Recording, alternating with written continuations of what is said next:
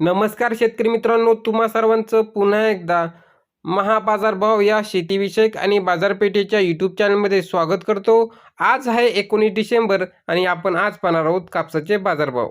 शेतकरी मित्रांनो, बाजार समिती आहे सावनेर, त्या ठिकाणी आवक झाली 2600 क्विंटल. कमीत कमी दर मिळाला 8300 रुपये, जास्तीत जास्त दर मिळाला 8551 रुपये आणि सर्वसाधारण दर मिळाला 8400 रुपये.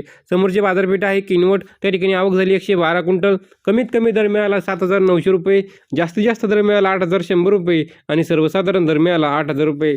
समोरची बाजार समिती आहे राळेगाव, त्या ठिकाणी आवक झाली 2000 क्विंटल. कमीत कमी दर मिळाला 8200 रुपये, जास्तीत जास्त दर मिळाला 8420 रुपये आणि सर्वसाधारण दर मिळाला 8300 रुपये.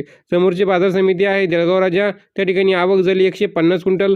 कमीत कमी दर मिळाला त्या ठिकाणी 8000 रुपये, जास्तीत जास्त दर मिळाला 8250 रुपये आणि सर्वसाधारण दर मिळाला 8100 रुपये.